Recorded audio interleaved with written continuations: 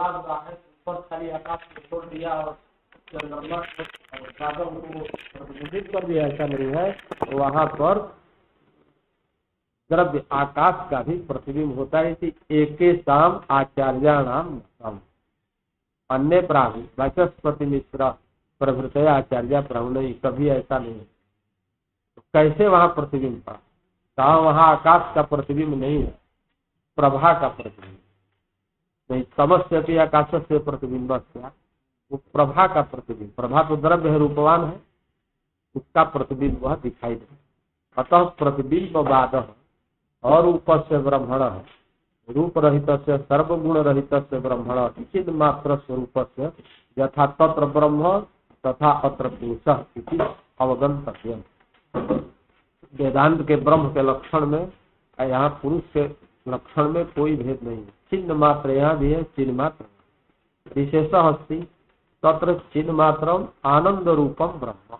यह तो चिन्ह मात्रम आनंद रूपता पुरुषे न मुख्य आनंद रूपता नास्ति चिन्ह मात्रम अवशिष्यते वेदांते च आनंद रूप श्रुति प्रमाण बल प्रतिबिंब बाद तत्र यह प्रतिबिंब बाद समर्थित इदानीम अद्यावधि पर्यंतम तत्व वैशारद्याम प्रतिबिंब चर्चा नास्ति किंतु एतत् शास्त्रानुसारम तर्हि पोयम बाद वाचस्पति मिश्राण इतः पुरुषस्य ब्रह्मण प्रतिबिंब न संभवति अरूपत्वात्।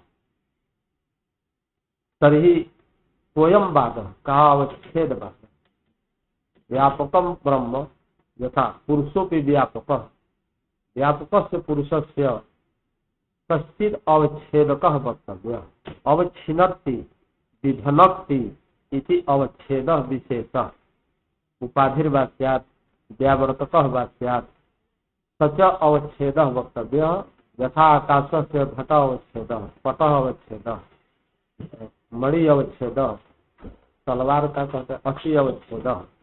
विभिन्न विभिन्न मूर्त पदार्थ व अमूर्त पदार्थ आकाशम अवच्छिद्यते न वस्तुतः अवच्छिद्यते अखंड अवच्छेदो नास्ति किंतु घटाकाशात् मठाकाश भिद्यते इति वेकदेशो व्यवहार से हेतुर्भवति घटाकाशात् मठाकाश भिन्न भेद बुद्धितरः तथैव अन्तः एकस्मिन्नेव ब्रह्मणि अंतःकरणावच्छिन्नत्वं यदास्ति अंतःकरणावच्छेदेन जीव इति व्यपदेशः। उसी ब्रह्म को जीव कह दिया। कहाँ पर जीव कह दिया गया? न सर्वस्मिन् ब्रह्मणि जीव इति व्यपदेशः व्यवहार व्यपदेशो नाम शब्दाभिलाप ज्ञानं च। कहाँ पर कह दिया गया? जैसे एक वृक्ष में किंचित देशावच्छेदन जड़मिदम किंचित देशावच्छेदन पत्रमिदम शाखायम इति विभिन्ना विभिन्ना व्यपदेशा एकस्मिन्नेव यद्यत् तत्र सावयवत्वं विद्यते निरवयवेपि आत्मनि किंचित देशावच्छेदन जीव इति व्यपदेशः किंचित देशावच्छेदेन ब्रह्म इति व्यपदेशो।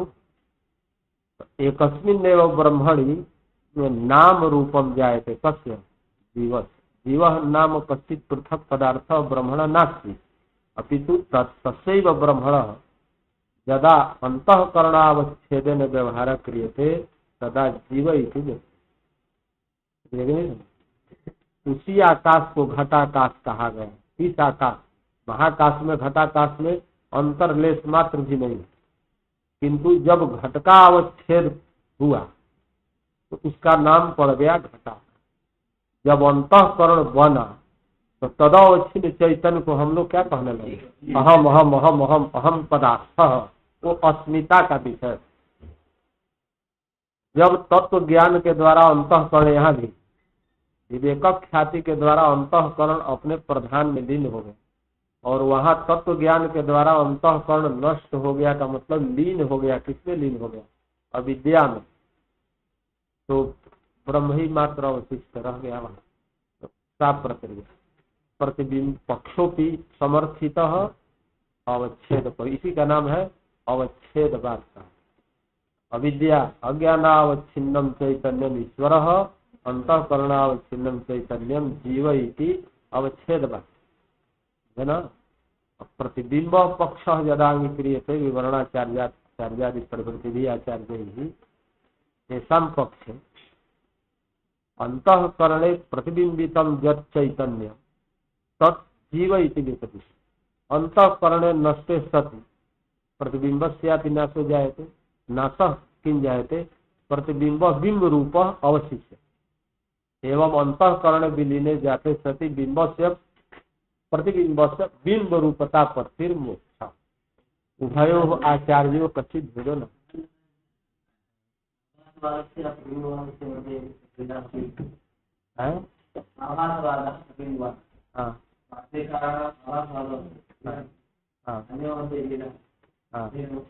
नहीं आभासवाद तो वार्तिकार आभासवाद अन्य अस्ति आभासो नाम प्रतिबिंब केवलम आभास प्रतिबिंब किंतु बिंब प्रतिबिंबो भेदो वा अभेदो वा इति अस्ति भेद केवलम किंतु प्रतिबिंब बाद शब्देन यत्र बिंब प्रतिबिंबो अभेद सब विवरणाचार्य भेदाभेदो अस्ति व्यतिरेक प्रचिदन्य नास्ति अतः विस्तरेण नाहं वच्मि प्रसंगान्तरं मा भूदिति केनचित् प्रतिबिंब पक्ष उत्थापितः अतः प्रतिबिंब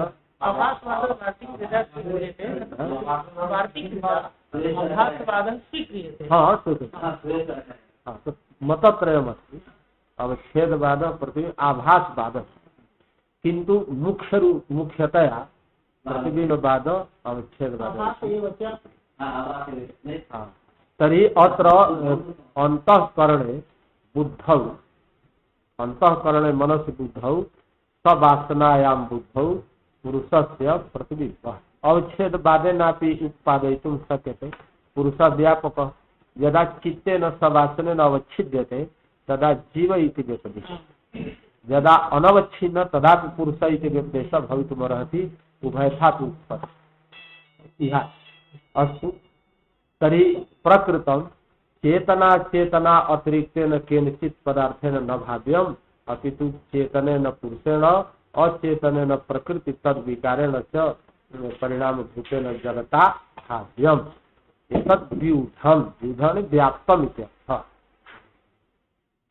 नान्येन अन्येन केनचित् चेतनातिरिक्तेन अचेतनातिरिक्तेन चेतना चेतनाभ्याम अतिरिक्तेन पदार्थेन विश्वम न व्यूढम ईश्वर चेत अब भवता उच्यते अस्ति ईश्वर कश्चित जब दो ही पदार्थ है ईश्वर है तो दोनों में ही अंतर्भाव कर दीजिए तो पुरुष में कीजिए अथवा प्रकृति में कीजिए तो पहला वाला ईश्वर चेत अचेतन अचेतन यदि ईश्वर है तभी तो दोष अचेतन ईश्वर हो जाए तो अचेतन ईश्वर हो जाएगा तो ईश्वर प्रणिधा तो किस काम का होगा जी अचेतन ईश्वर है जिसको कुछ संज्ञा नहीं न सुन सकता है न बोल सकता है न देख सकता है ऐसे ईश्वर से हम लोग क्या लाभ पत्थर पहाड़ की तरह ईश्वर पड़ा रहे हम लोग मोचय मोचय माम हे कृपा बत्तल मोचय माम असतु न श्रेणो न चेतते तादृशेन ईश्वरेण की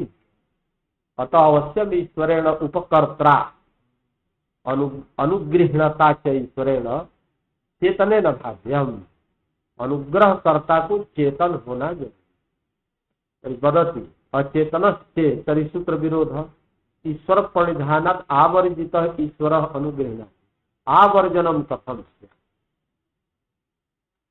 भक्ति करोतु हे ईश्वर त्राहिमाम न भवति त्रायस्वमाम पाहिमाम त्रय पालने आत्मने त्राहिमाम लोके प्रयुज्यते त्राहिमाम त्रायस्वमाम त्रायध्वम पाहिमाम माम पाहि किंतु ईश्वर न शृणोति अचेतनत्वादेन तरी आवर्जनम कुतो पहाड़ को कितने बार चिल्लाइए हे पहाड़ हमारा अभिमुख हो जाओ हमारे अभिमुख हो जाओ क्या वो पूर्व से पश्चिम हो जाए तस्मात् आवर्जनम ईश्वर से तभी प्रधानम क्या प्रधानम में ईश्वर से प्रधान विकारण नहीं हाँ प्रधान विकारण प्रधान मत यदि अचेतन होगा तो दो ही में उसका अंतर्भाव या तो प्रधान हो अथवा प्रधान का विकार प्रधान के विकार महतत्व अहंकार पंच तन्मात्रा एकादश इंद्रिय पंच महाभूत, यही महाभाग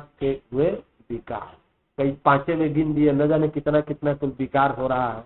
ये सब विकार कहा जाएंगे। पृथ्वी विकार हो गया, पृथ्वी से घड़ा कपड़ा बन गया, ये सब नहीं विकार है। बीज से अंकुर पत्र पुष्प हुआ, ये सब विकार है न है। लाल मिट्टी काली मिट्टी ये सब विकार है। पानी के 50 प्रकार अनेकों प्रकार है। वायु के 49 भेद शास्त्रों में वर्णन किया गया है। प्रभव विभव इत्यादि कुल भेद नहीं है तत्वांतर का, नहीं। परिणाम 2 प्रकार का, एक है लक्षण परिणाम, तत्वांतर परिणाम। यहाँ विकार का अर्थ है कि प्रकृति का जो तत्वांतर परिणाम, पृथ्वी है तत्वांतर परिणाम, पंच तन्मात्रा गंध तन्मात्रा का तत्वांतर परिणाम हुआ पृथ्वी। और पृथ्वी का जितना अन्न आदि विकार है वो सब पृथ्वी ही है।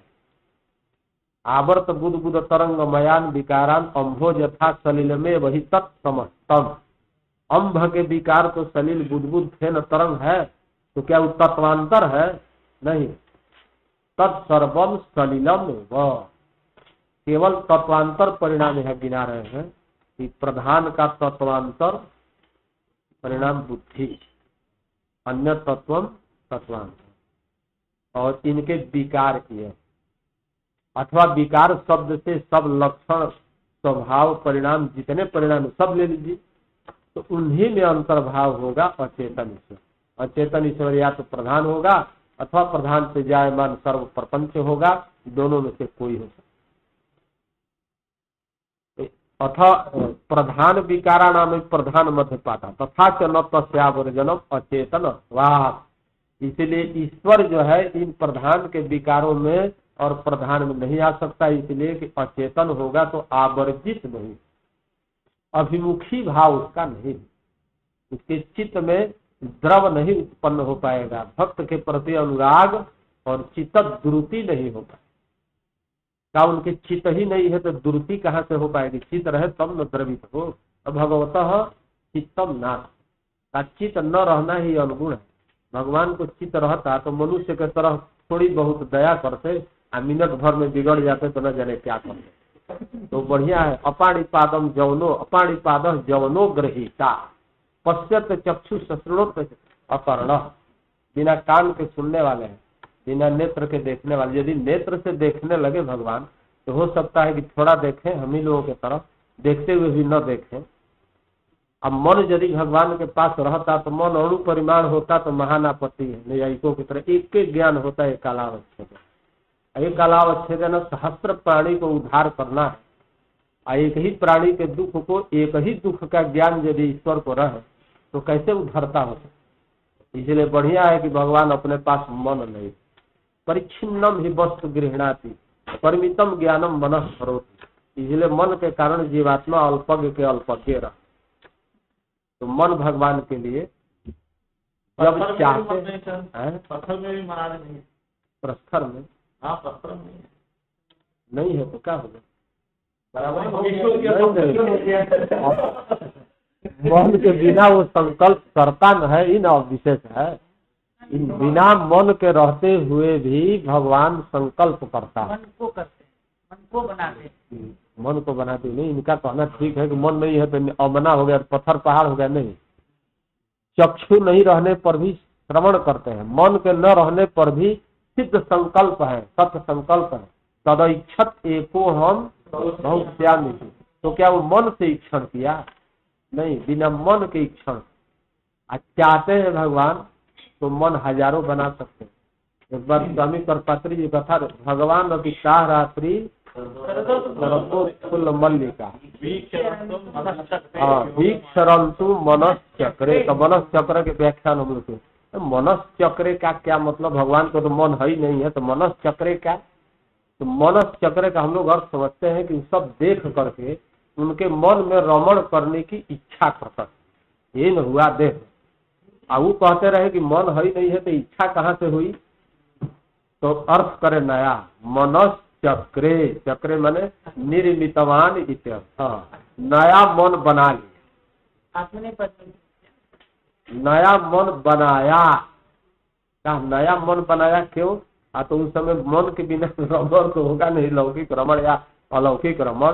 तो बना कहा कैसे बना लिया, तो दृष्टांत देते रहे कि दर्जी सबका कुर्ता सीता है, एक अपने लिए भी बना लिया तो कौन दोष हो।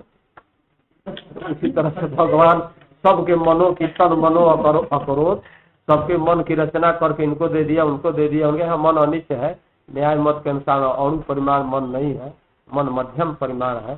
सभी सात्विक भूतों के पंच तन मात्राओं की जो सत्वांश है उसको मिला करके ईश्वर मन बनाता है। अब प्रति व्यक्ति मन मनान भिन्ना भिन्ना, तो अपने लिए बना लिया, तो इसलिए भगवान जो है अमना, सत्य संकल्प सत्य ज्ञान उनका निश्चित, इसलिए भगवान सबके उपकारक है। अब आगे चलिए, बहुत कुछ नहीं कहना है। कहा गया अचेतनत्वात् आवर्जनम अभिमुखी भवनम ये ईमान दुखितान भक्तान उद्धरिष्यामि तेवं रूप संकल्प न स्यात् अचेतनत्वात्। इसलिए अचेतन में प्रधान और प्रधान के विकारों में ईश्वर का अंतर्भाव नहीं हो सकता। अथ चेतन का अचेतन है तो को गुरुते अचेतन ईश्वर, चेतन ईश्वर कहा तो पुरुषों में अंतर्भाव करो। पुरुष बहुत में तो सभी पुरुषों के बीच में, सभी भेड़ों के बीच में बड़का भेड़ होगा वो कोई, या सभी दुखी सुखी पुरुष है, इसी दुखी सुखी पुरुषों में से दुखी सुखी मूर्ख, तीन प्रकार के पुरुषों में से कोई एक होगा ईश्वर। तो चेतन चेत तथापि चिति सकते औदासीन्यात असंसारितया च अस्मिता विरहात कुता आवर्जनम। का चैतन्य रूप चेतन यदि कोई पुरुष ईश्वर कहते हैं तब भी दोष है। क्या दोष है? वही दोष है कि आवर्जन उनका नहीं, आकृष्ट नहीं हो पाएंगे। भक्तों के पुकार सुन करके आवर्जित अभिमुखी भूत या आकृष्ट नहीं होंगे, जल्दी दौड़ेंगे नहीं। द्रौपदी ने कहा दुखहरो द्वारिका नाथ, 1 मिनट देर करके पहुंच। पूछा कि बहुत देर लगा दिए सरकार, आप कबे पुकार रही थी, आज तो नहीं सड़िया बढ़ी होती तो हमारी लाज गई ही थी। तो उन्होंने कहा कि हम तो तुम्हारे पास गए थे, तुम्ही ने तो कहा था कि द्वारिका नाथ आइए, द्वारिका से आना पड़ा। अब सोचो कितनी देर लग जाएगी, तो गाड़ी घोड़ा और हवाई जहाज से आवेंगे, आने में देर लगी। ज्ञापन करना था उनको कि ईश्वर तो तुम्हारे साड़ी में भी था, तुम में भी हम में भी सर्वत्र। आप प्रहलाद ऐसी चूक नहीं किया। उन्हें पूछा कहाँ है तुम्हारा ईश्वर, कहाँ बतावे, तुम्हारे खड़गों में है, तुम में भी है, हम में भी है, इस खंभे में भी। खंभे में है, हाँ है। और नास्तिक प्रत्यक्ष प्रमाणवादी, प्रत्यक्षम दर्शय अस्तिवा नास्तिका का श्रुति कह रही है। जतो बा ईमान भूतानि जायन्ते विभु है व्यापार। श्रुति तो त्रयो वेद से कर्तार भांड धूर्त निशाचर, हम नहीं श्रुति को मानते। कौनमीयतम तरही, का अनुमान भी प्रमाण हमारे यहाँ नहीं, हम प्रत्यक्षवादी हैं। यदि दृष्टि से दिखा दो, दृष्टन चेत प्रमाणिक, विरुद्धन चेत अप्रमाणिकम कहते हो, कहते रहो अब हम तलवार चला। ये कहा। और प्रहलाद फेर में पड़ गए कि उनको तो दिखाई दे रहे हैं साक्षात परमेश्वर उसी में, किंतु अब इसको कैसे दिखलावे। एक क्षण तक मौन रहे। प्रहलादार्थ विहितार्थ, प्रहलाद के जो अभिहित अभिप्रेत अर्थ है क्या, प्रत्यक्षम में वह दर्शय हरि इत्याकारक हिरण्यकश्यपु के वचन सुनने के बाद प्रहलाद को अभीष्ट हो गया। कथम हम प्रत्यक्षम प्रदर्शयामि भगवंतम यह तम है। इसको सत्य प्रमाण करते हुए भगवान क्या कर दिए, अपना रूप प्रकट। तो कहिए राम रूप में, कृष्ण रूप में, नारायण रूप में प्रकट होना चाहता रहा ना। एक बुद्धिमान भगवान बुद्धिमताम श्रेष्ठ सोचे कि रूपवा दिखा दे, प्रहलाद के वचन का प्रमाण भी हो जाए और इसका दुष्कर्म का फल भी। अनेक काम, दो काम है, अनेक भजन पूजन संसार को करण, इसलिए ऐसा प्रकट। तस्मात ईश्वर को कोई आराधना करता है तो अपने भीतर ही आराधना करना युक्ति संपन्न। अच्छा चलिए, प्रसंगांतरम अलम प्रसंगांतरण। क्यों उदासीन आवर्जन नहीं हो पाएगा? इसलिए नहीं हो पाएगा कि चिति सबसे उदासीन, चेतन यदि पुरुष होगा तो हमेशा उदासीन रहेगा। सुख से रज से तमो, रजोगुण से जन्म जो सुख दुख, और सत्गुण से जायमान जो सुख, और तम गुण से निद्रा नष्ट प्रमाद, और एतद औदासीन्य, सदा उदासीन पुरुष का प्रमाण सदा उदासीन है। न सज्जते पुरुषः विषयेषु न सज्जते, कुतो न सज्जते, असंगत्वात्, असंगो यमुच्यते इति श्रुति। पुरुष जो चेतन है उसका अपने विषय के साथ जरा भी अणुमात्र भी संश्लेष नहीं, चेतन का संश्लेष नहीं। चैतन्य जो वस्तु है ज्ञान पदार्थ, किसी के भी मत से हो, चेतन चैतन्यवान ज्ञानवान आत्मा का संश्लेष हो सकता है पृथ्वी आदि के साथ संयोगादि संबंध, किंतु शास्त्र कहता है कि जो ब्रह्म है, चैतन्य ब्रह्म है, उसके साथ अविद्या और अविद्याजन प्रधान प्रधान जन जितने पदार्थ हैं जड़, जड़ वर्ग के साथ, अर्थात एक शब्द से कहिए अनात्म पदार्थों के साथ लेश मात्र भी संश्लेष कुतः नास्ति संश्लेष, चैतन्यादेव ज्ञान मात्रत्वादेव संश्लेषो नास्ति। का कुत्र लिखितम ज्ञाने न सह विषय से संश्लेषो नास्ति। ज्ञान का विषय के साथ संश्लेष संसर्ग नहीं है, कहा नास्ति। कश्चिदपि ज्ञाने न सह विषय से संसर्गो न, का घट ज्ञान का घट के साथ संसर्ग नहीं है, नहीं है तो पट को क्यों नहीं भाषित कर देता है। यदि विषय न सह ज्ञान से संबंध न स्यात् तर्हि अति प्रसक्ति असंबद्धम अपि भाष्ये तो घट ज्ञान का घट के साथ यदि संबंध न हो, वास्तविक सत्य आधारोपित व किसी तरह से, तो सर्वम में वो अविशेषा संबंधा विशेष असंबंधत्वा विशेषा घट ज्ञानम पतम अपनी प्रकाश है। किंतु शास्त्र ये कहता है, वेद के वचन माने भी युक्ति तर्क का है, तो युक्ति तर्क का उपमर्दन करके शास्त्र कहता है कि नहीं, चिद रूप जो पुरुष है चैतन्य ज्योति, उसका किसी भी जड़ पदार्थ के साथ संबंध नहीं। महाभूत जड़ न सह संबंध चेतने नहीं व अन्य न पुरुषेण सह संबंध स्यात्। यहाँ पे भी प्रश्न उठेगा ना, वेदांत नहीं न है, सांख्य न है। अनेक पुरुष है तो एक चैतन्य का दूसरे चैतन्यात्मक पुरुष के साथ संबंधो भवतु, का नहीं वो भी नहीं है, तब तो असंग कैसे रहे। न जड़ के साथ न चेतनांतर के साथ चेतन पुरुष का कोई संबंध नहीं है, श्रुति प्रामाण्यात अवगम्यते। यदि ज्ञान रूपस्य पुरुषस्य कस्यचित् विषयेण सह संबंध न स्यात् तर्हि विषयावभासः कुतः। चैतन्य न भाषण करता है कि दूसरा कोई पदार्थ करता का, चैतन्य ही भाषित करता। कैसे भाषित करता है? ज्ञान का और विषय के साथ संबंध थोड़ा समझने लायक है, आप लोग समझ लीजिए। तो ज्ञान और विषय के साथ संबंध है कि नहीं? यदि ज्ञान का विषय के साथ संबंध नहीं हो, ज्ञानम द्विविधम स्वरूप भूतम ज्ञानम वृत्ति रूपम। ज्ञान का मतलब गुण भी है, ज्ञान गुण समवेत है आत्मा में, वही ज्ञान ले लीजिए, चैतन्य ही है। और ज्ञान वेदांत में ज्ञान रूप जब आत्मा है तो मनोवृत्ति जो है ज्ञान पद से कहेंगे, तो मनोवृत्ति हो उसका तो संबंध बन जाएगा। किंतु यहाँ ज्ञान पदार्थ जो है चैतन्य मात्र लिया गया है, चित्त। ज्ञान यदि वृत्ति रूप लेंगे तो वृत्ति का तो संयोग संबंध घटादि के साथ है ही। घटाकार वृत्ति, घट ज्ञानम घटाकार वृत्ति, उसका घट के साथ संयोग संबंध। किंतु चैतन्य रूप जो पुरुष है उसका किसी भी बुद्धि के साथ भी संबंध नहीं, अंतःकरण के साथ संबंध नहीं, इंद्रियों के साथ संबंध नहीं, प्रधान के साथ संबंध नहीं, किसी के साथ कोई संबंध नहीं है। तो क्या कहो, नित्य मुक्त है? हाँ नित्य मुक्त है, वो नित्य मुक्त ही है। ये ऐसा ज्ञान का विषय के साथ संबंध का अस्थि संबंध विषय विषय भाव है। ज्ञान और विषय का संबंध तो क्लियरित है, अब विषय विषय भाव संबंध है। ज्ञाने विषयित्व विद्यते, विषय अस्य अस्तिति विषयता स्वरूप संबंध में ज्ञाने विषयता च विषय तिष्ठति का विषय विषय संबंध है, तो दोनों दो जगह है, संबंध तो दृष्ट होता है। विषयता गई विषय में, विषयता गई विषय ज्ञान में, और दोनों में कौन संबंध रहा? संबंध का मतलब है संबंधो ही संबंधी ध्यान भिन्न दृष्ट उभयाश्रित विशिष्ट बुद्धि नियामक इति चर के पतंजलि मंजूषा में लिखा है व्याकरण का ग्रंथ। संबंध दोनों में रहता है, जैसे एक पुरुष दोनों पर पैर करके और अवस्थित रहे, उसी तरह संबंध भी दो उभयाश्रित।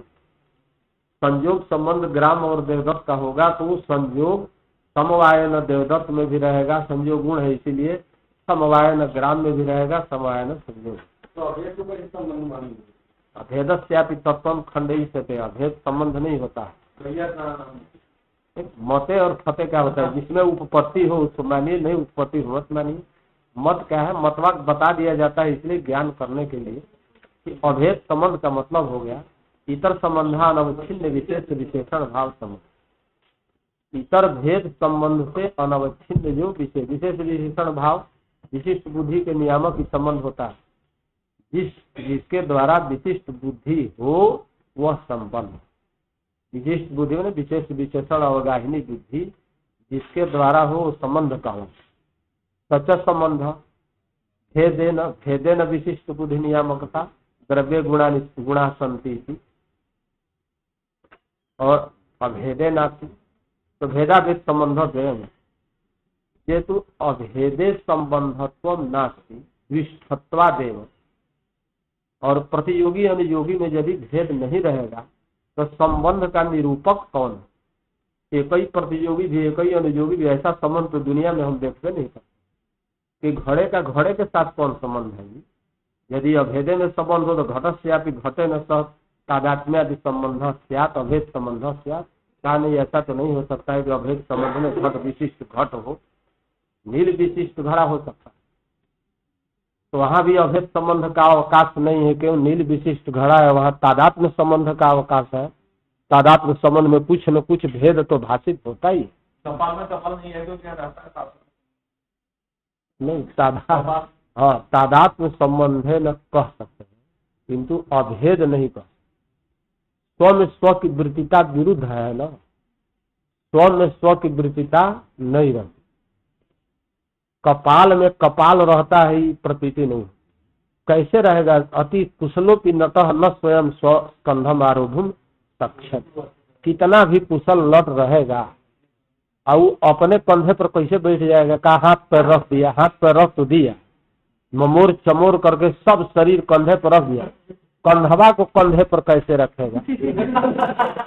कंधा भी तो शरीर के भीतर है, कंधे को कंधे पर कैसे? इसलिए कैसा भी कहें आधाराधे भाव स्व में स्व नहीं है। वृत्तित्व नाम आधे, तो वही घड़ा आधे भी हो जाए, वही घड़ा आधे भी हो जाए, कैसे करेंगे? ऐसे उलट दिया तो आधे हो गया, ऐसे नीचे रख दिया तो आधार हो गया, तो रख दिया तो कोई न का। इसलिए अभेद संबंध नहीं है, उठा दी तो लेकर चलिए हटा बीच में जो है। तो ज्ञाने न सह विशेष संबंध नास्ति, विषय विषय भाव कोई संबंध नहीं। काक्षा ज्ञान में आकार और पकड़ संबंध होना चाहिए। बौद्ध आके कहा विज्ञानवादी बौद्ध कुतः उच्यते विज्ञाने न सब विषय से संबंध न। संबंध मानना जरूरी है, नहीं संबंध मानेंगे तो विज्ञान घट विज्ञान पट को भी प्रकाशित करने लगे, अन्यथा सारे वस्तु को प्रकाशित कर दे, रोक टोक तो है नहीं। तो संबंध अवश्य चाहिए। उसने कहा कि नहीं, विज्ञान का संबंध विषय के साथ है। किसके साथ? तो जो विषय उस ज्ञान में आकार अर्पण करता है वही उसका विषय कहला। घट ज्ञान में घट आकार अर्पण करता है, आकार माने रूपम इत्यर्थ। घट ज्ञान का आकार का कैसा वर्णन? घट इति ज्ञानम, घट इत्याकारकम इति आकार का अर्पण करने वाला घड़ा ही है। यदि वो पट आकार अर्पण करता तो घट इति रूप नहीं होता, उसका क्या रूप होता? पट इति रूप। तो ज्ञानाकारा और पकत्व जो है यही संबंध है। कहा कि यही विषय विषय भाव से अतिरिक्त।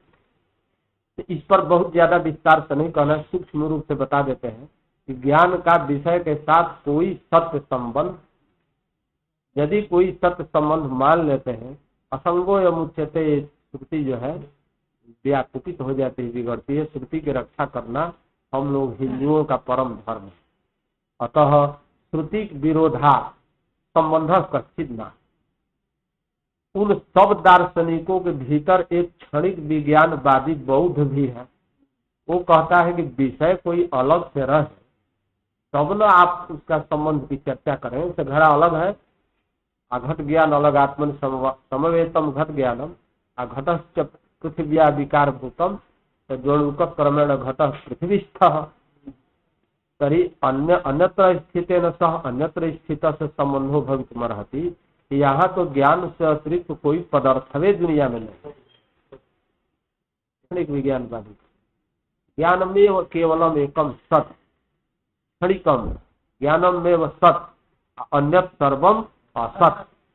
बाहर जो घड़ा कपड़ा दिखाई दे रहा है, एका दिखाई दे रहा है, जैसे जल प्रवाह में प्रवाह दिखाई दे रहा है, स्वयं घटय प्रतीति भ्रम, बाह्यो घटय प्रतीति भ्रम, सर्वे पदार्था विज्ञाने तिष्ठन्ति। विज्ञान में है। कई घड़ा कपड़ा विज्ञान में कैसे ठूस देंगे? संस्कारात्मना तिष्ठन्ति। संस्कार, कुछ पदार्थ ऐसे होते हैं कि किसी छोटी जगह में हजारों रह सकते हैं। जैसे जैनियों का मोक्ष, यहाँ सिद्ध शिला है, जितने मुक्त होते हैं वहां जाते हैं। किसी ने कहा कि थोड़ी सी जगह में हजारों कैसे मुक्त आत्मा चले जाएंगे, तो वहां पर दृष्टांत दिया जाता है उसी तरह चले जाएंगे जैसे एक ही प्रकोष्ठ है, करोड़ों बत्ती बार दी, तो प्रकाशों का अंडस होगा क्या? प्रकाश एक साथ रहेंगे, 1000 पावर का बोरा है, लाख पावर का बोरा, उनमें दिया भी टिम टिम टिम टिम दीप जल रहा है। कुछ लोग एक 1000 बाती एक साथ जला देते हैं। नहीं, नावगतम न धृतम भवति। प्रश्न यह है कि एक के साथ अनेक वस्तु कैसे रह सकती है? जलाना कौन चीज? जला दीजिए। उसमें सावकाशता निरवकाशता की बात।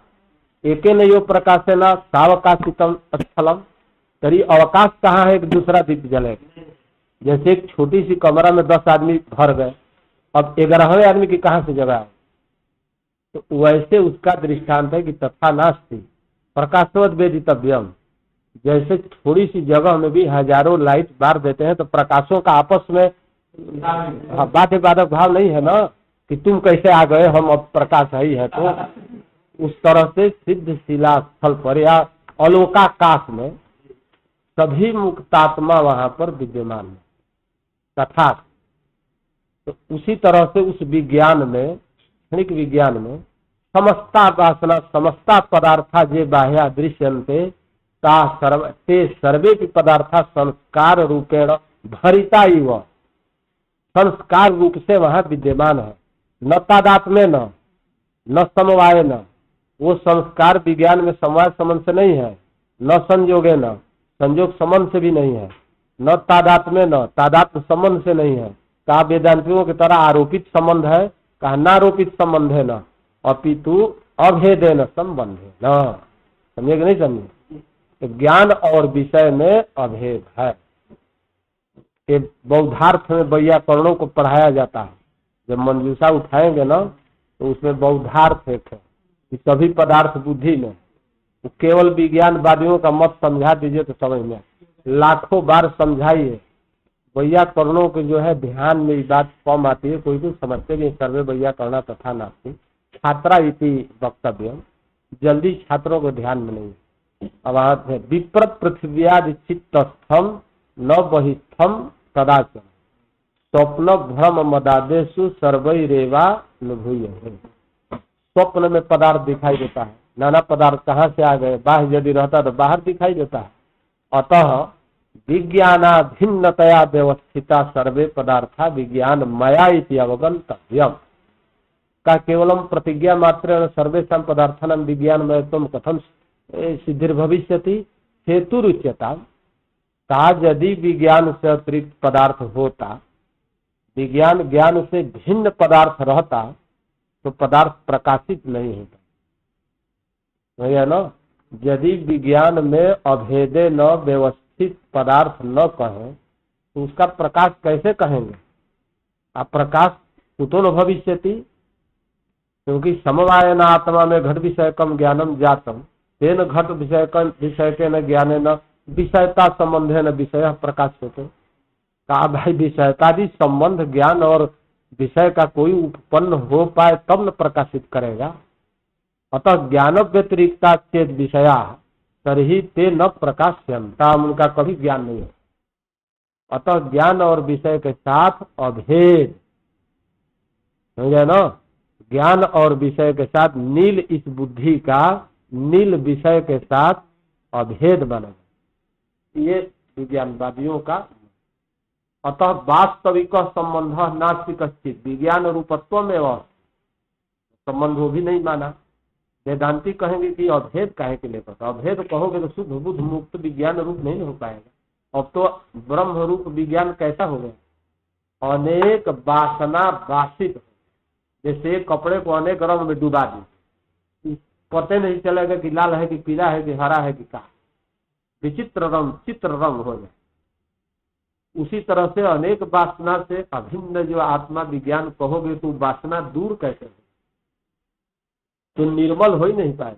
तस्मात् इमे विषया अध्यारोपिता एवं विज्ञानात्म संति, और विज्ञानात्मा तो शुद्ध थी।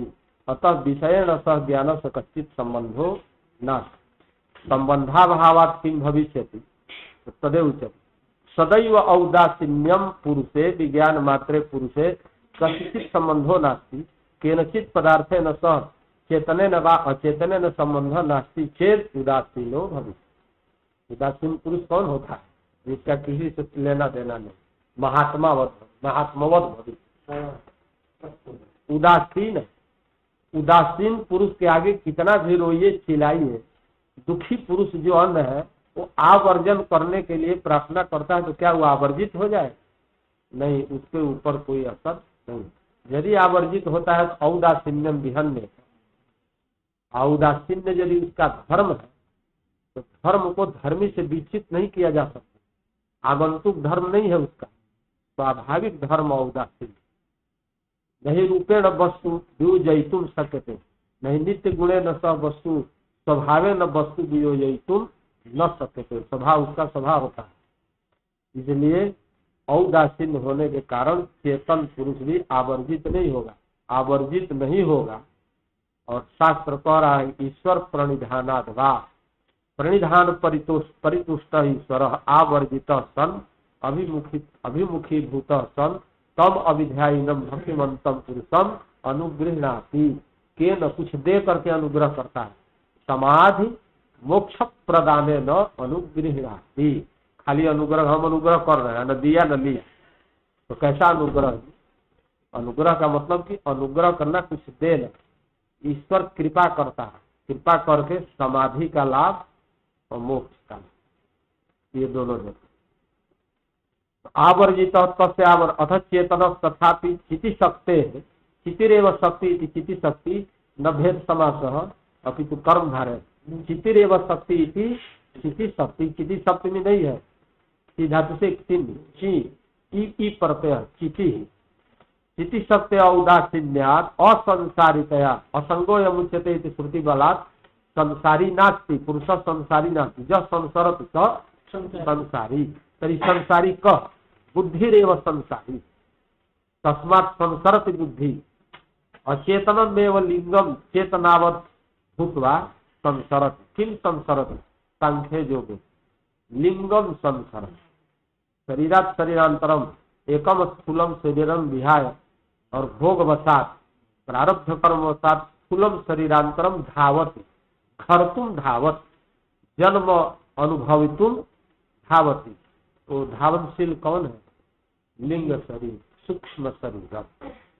आत्मा तू स्थित का सूक्ष्म शरीर, अनात्मा भी देते आत्मा रहितम का दृश्यम सूक्ष्म शरीरम। तो सूक्ष्म शरीर के भीतर पुरुष है कि नहीं है? का जरूर होगा, व्यापक है तो उसके भीतर रहेगा ही। तो सूक्ष्म शरीर जन्मा तो पुरुष भी जन्म गया, कहा तादृश व्यवहार हो सकता। घटे नियमाने सति घटाकाशोपि नियते इति भवति व्यपदेशः, घटे नियमाने स्थानांतरम नियमाने घटे सति तदंतर्वर्ती घटाकाशोपि नियते इति यथा व्यपदेशः। वस्तुतः आकाशस्य नयनम न भवितुमर्हति, नयन माने अप्राप्ति प्रापण, पुत्र नास्ति आकाशम यत्र नियत, तस्मात् सर्वत्र व्यापकस्यापि उपाधि नयनात् नयनम इति व्यपदेशः, उपाधि अपक्षयात् अपक्षय इति व्यपदेशः युक्ततरः।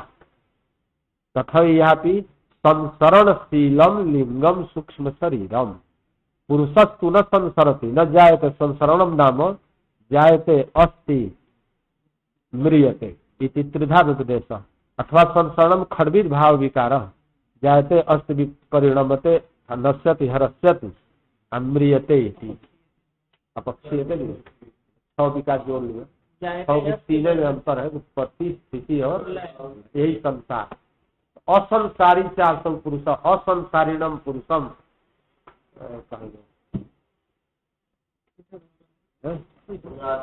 असंसारितया एक और दूसरा अस्मिता विरहात अस्मिता अविद्या अस्मिता अविद्या अविद्या तो है ही नहीं है उसमें वो सर्वज्ञ सर्वशक्तिमान है अविद्या का उसमें लेस नहीं और अस्मिता अविद्या नहीं है तो अस्मिता इत्यर्थ अस्मि अव्यय पदम अस्मि विभक्ति प्रतिरूपकम अव्यय पदम तस्य भाव अस्मित्यस्य भाव अस्मे भाव नहीं वक्तव्य अस्मि इत्यस्य भाव अस्मिता अस्मि अस्मि इति भवति प्रत्यय अहम अस्मि अहम अस्मि अहम अहम अस्मि अहम अस्मि इति भवति प्रकार तर्हि अहम पदात् यदा तल प्रत्यय तर्हि अहंता इति उच्यते तो प्रत्यय कृते अहंत्वम् इति अस्मि इति शब्दात् अव्ययात् प्रातिपदिकात् अस्मि यदि क्रियापदं तदा नास्ति तद्धित प्रत्यय प्रातिपदिकात् तद्धितस्य उत्पत्तिर् अस्मि इति प्रातिपदिकात् तल प्रत्यय कृते सति अस्मिता अस्मिता और मूर्खा संति व्युत्पत्ति न स्मिता अस्मिता पदम अस्मि इति शब्दात् तल प्रत्यय कृते सति अस्मिता कृते सति अस्मित्वम् अस्मिता इत्यस्य अर्थः पर्यायः अहंकार अहम अहम अहम अहम इति भावो नाम अस्मिता एका अस्मिता और अस्मिता अनुगता समाधि संप्रज्ञात समाधि अस्मिता अनुगतः समाधि तत्रापि अस्मि इति भवति किंतु अहंकारात्मकः न अस्मिता अनुगत संप्रज्ञात समाधौ जा अस्मि इति जह भावः स अहंकारात्मकः नास्ति किंतु व्युत्पत्तिस्तु शाब्दिकी तथैव कर्तव्या अत्र अस्मिता अहंकार तर्हि पुरुषे अहंकारोऽपि नास्ति कुतः असंगादेव अहंकारः नास्ति अहंत्वरहितः अस्मितादि आदिपदेन अविद्यास्मिता रागोऽपि नास्ति औदासीन्यादेव अतएव द्वेषोऽपि नास्ति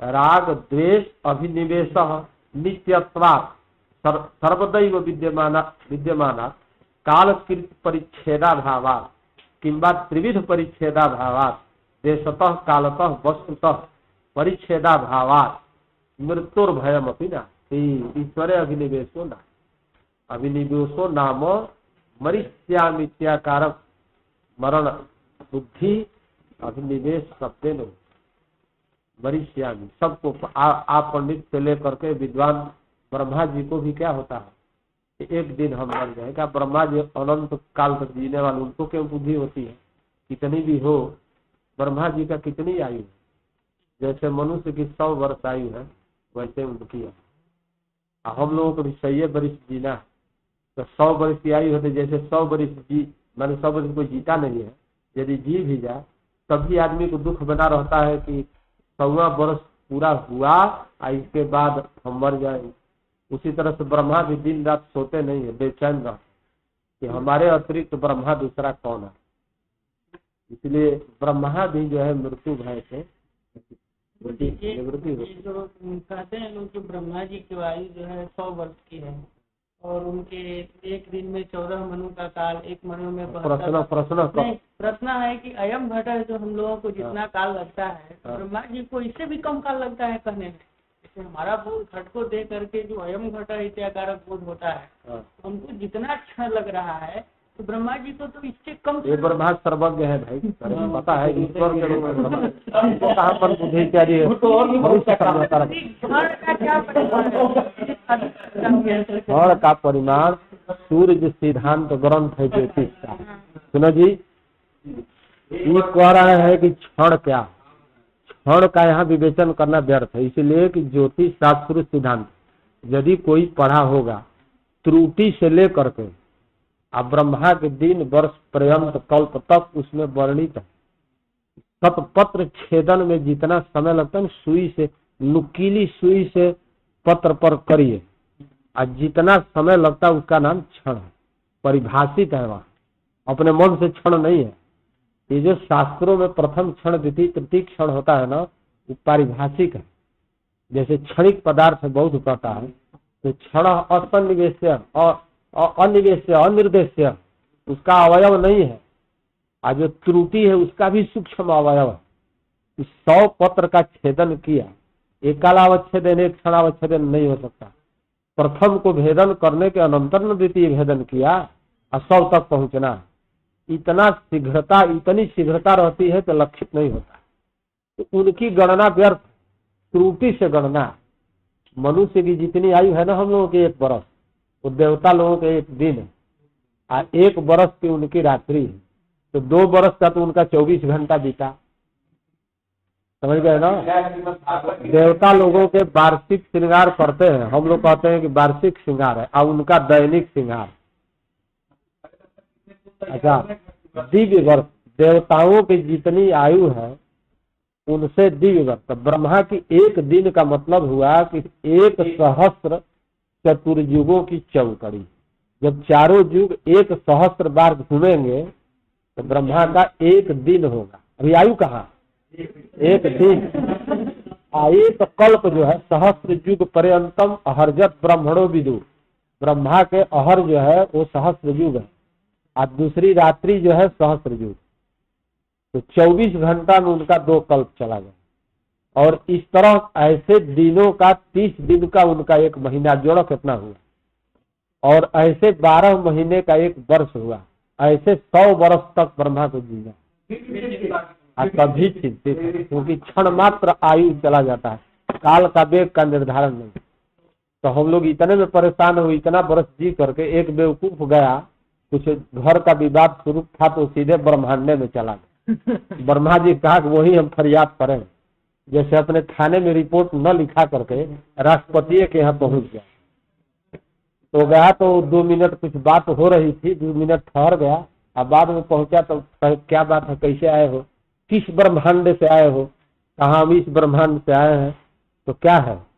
तो हमारे भाइयों से झगड़ा वगड़ा लगा है कुछ में। कहा वो, अरे वो तो कई पुष्प तुम्हारा बीत गया, भाई मर गए, उसका बेटा नाती पोता कितना न जाने कहाँ चला गया, अभी हमारे 1 क्षण है। तो ब्रह्मा के ब्रह्मांड लोग की घड़ी बना दीजिए तो हम लोग सैकड़ों बार जन्मेंगे मरेंगे उसी तरह से खड़ी रहेंगे।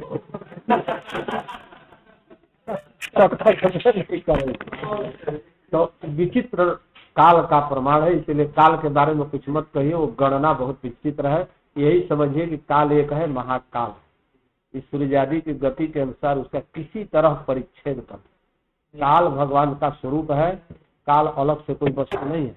काल और ईश्वर में न भेद कर्तुम पार्यते, कालोस्मि लोक क्षयकृत प्रवृद्ध। अंतिम सबसे नैयायिकों में श्रेष्ठ जो रघुनाथ शिरोमणि ने पदार्थ खंडनम लिखा, उसमें उन्होंने विपादन किया है कि काल ईश्वर का स्वरूप है, उसको अलग नहीं किया जाए। अपने सिद्धांतों का भी आलोचना किए हैं, उसको पढ़ा हमने देखा। लोग तो अभी मानते काल को।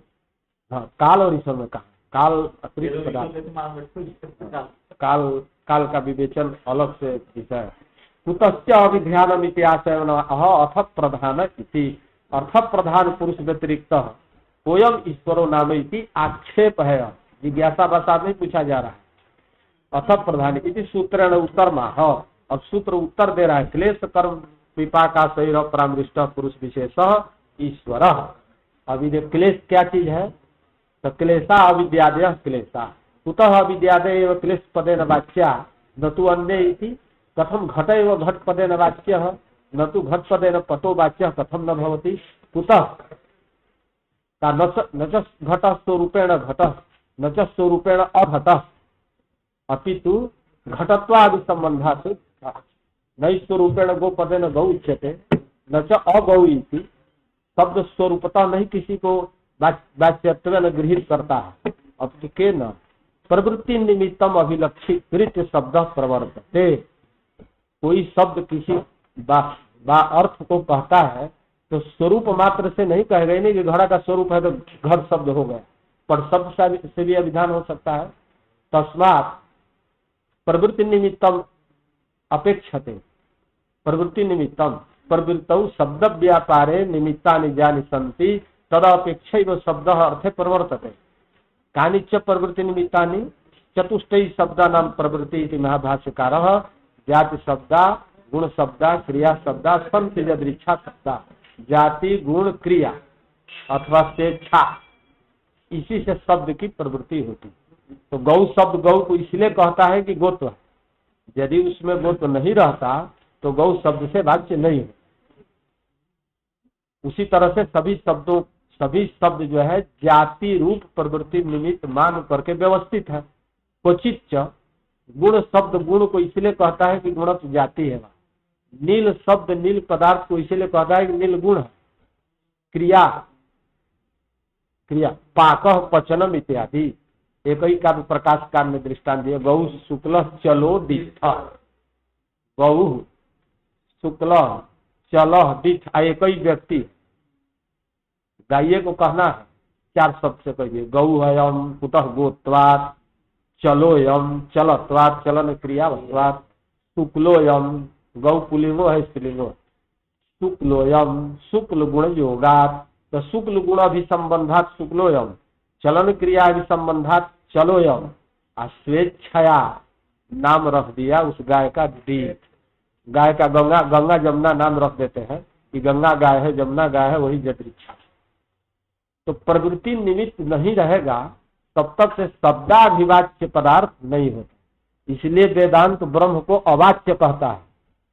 शब्द के द्वारा कैसे उसका वाचन करेंगे? यदि उसमें जाति रहे गुण रहे क्रिया रहे तब कहा जा सकता है। अपने मने से नाम धरना हो तो ब्रह्मे शब्द से क्या, किसी भी शब्द से कह दीजिए। मुन्ना पप्पू टप्पू कोई नाम रख दीजिए उनका। इसलिए अनाम रूप वाला न जाति, ब्रह्म एक है तो जाति कैसे रहेगी? जाति एकत्व जो है बाधक है। व्यक्तिर भेद, तो एक में जाति नहीं। गुण कहिए निर्गुण निर्विशेष ब्रह्म में के गुणा संति ज्ञान गुणान आदाय शब्दस्य व्यवहार स्यात्। कोई जाति नहीं गुण नहीं। क्रिया निष्क्रियम निर्द्वंद्वम उच्यते ब्रह्म क्रियापि नास्ति। अतः जात पूर्ण क्रिया अन्य चीजें धर्मा संति निर्धर्म के ब्रह्मण एकोपि धर्म नोपपद्यते। तस्मात् निर्गुण निष्क्रिय निर्विशेष होने के कारण शुद्ध बुद्ध मुक्त स्वरूप ब्रह्म शब्द से अवाच्य है। तो शब्द से अवाच्य यदि होगा तो वेद से कैसे कहा जाएगा उसको? तो वेद जो है लक्षणावृत्तिया का गंगा पदेन अवाच्योपि तीरः, गंगा पदेन प्रतिपाद्यते न वा प्रतिपाद्यते। अवाच्य पदार्थ से शब्देन प्रतिपादनम बोधनम जायते।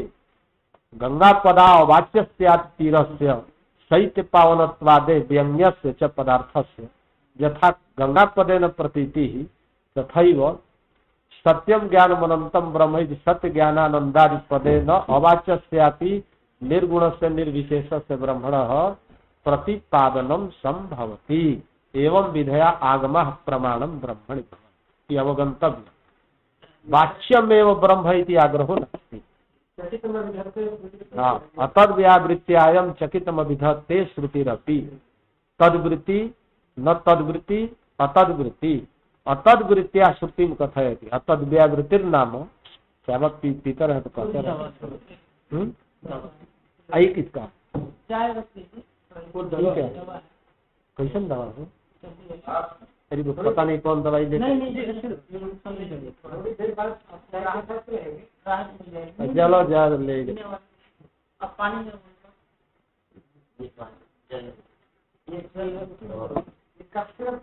अरे पता नहीं सर्दी जुकाम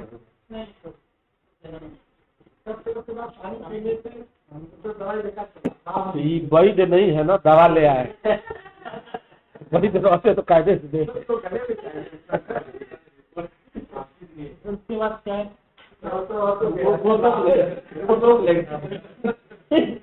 जाते दवा को रोके।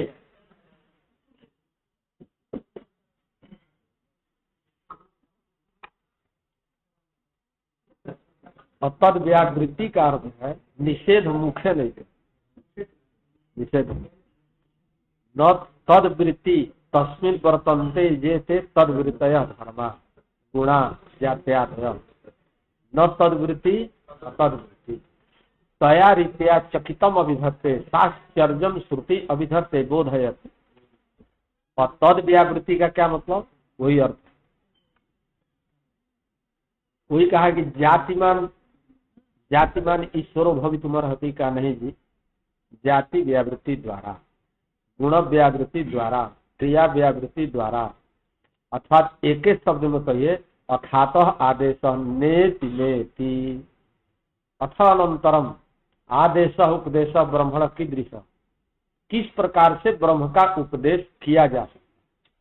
न विद्मो न बीजानीम यथायम अनुशिष्टे, शास्त्र कह रहा है हमको ज्ञान में नहीं हो रहा है, कोई प्रकार नहीं सूझ रहा है कि किस प्रकार से उस ब्रह्म को हम बतावें मुमुक्षुओं को, बुभुक्षुओं को नहीं। बुभुक्षु को ब्रह्म से क्या लेना देना है, तो खुदे ब्रह्म है। न विद्मः न बीजानीमः न सामान्य न विद्मः न विशेषण बीजानामः बीजानीमः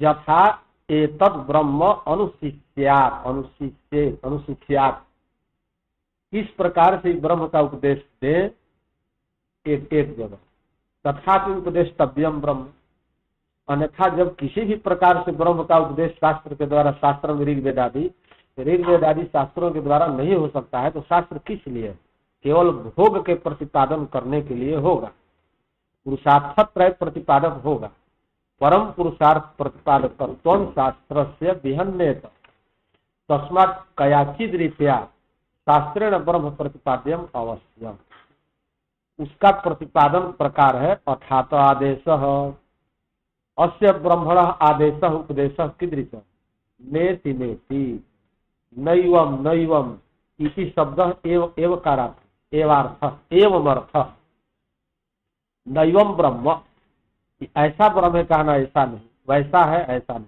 अर्थात पृथ्वी न ब्रह्म, जलम न ब्रह्म, तेजो न ब्रह्म, आकाशम न ब्रह्म,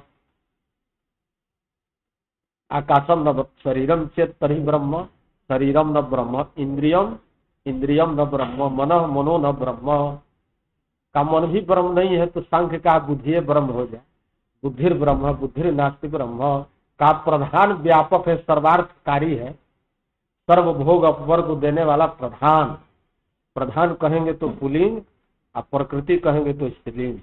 एक मिला पढ़ रहा था तो पूछा मछली स्त्रीलिंग है कि पुल्लिंग है, झट से जवाब दिया तैरता है तो पुल्लिंग, तैरती है तो स्त्रीलिंग। तो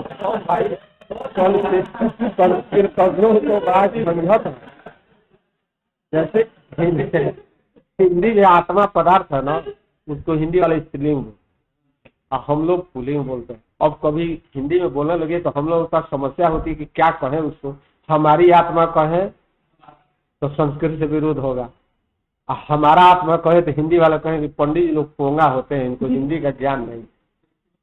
इसी तरह से वो सब लिंग वचन पुल्लिंग इधर उधर हो जाए।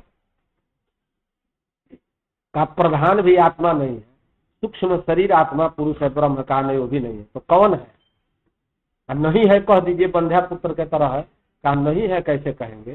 तदेव सौमिदम अग्रयासित श्रुति कह रही अस्ति ब्रह्म अस्ति ते उपलब्धव्य, तो का अस्थि है तो कैसा है, कहा ऐसा है जैसा है तैसा है, प्रकार छोड़ो।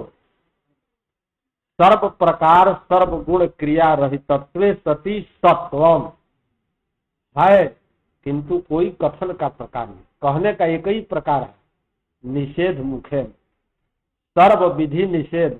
अतः भागवत में कहा निषेध शेष जयताद अशेष, निषेध शेष का, निषेध शेष का मतलब क्या है? सब निषेध करने के बाद जो बच जाए तदेको अवशिष्ट शिव केवल, वही ब्रह्म तत्व। कहा तुम निषेध करने वाला भी अंत में रहेगा कि अपनों निषेध कर दे। मान लीजिए कि सबको काटने मारने वाला है, सबको कतर करके रख दिया, तो निषेध शेष तो वही पुरुष हुआ जिसने सबको मारा, निषेध किया, तो क्या वही ब्रह्म है? निषेध शेष का क्या मतलब? सभी पदार्थों का निषेध कर दिया, अविद्या पर्यंत अविद्या भी नष्ट हो गई, तो रहा कौन? निषेध था, निषेध करने वाला शेष। क्या वही ब्रह्म है? कहाँ वही ब्रह्म, आत्मा ही ब्रह्म है। यह निषेध था सैव अन्ते अवशिष्यते सैव ब्रह्म, शास्त्र विकार अयम आत्मा ब्रह्म। इस तरह से उसका जो है उपदेश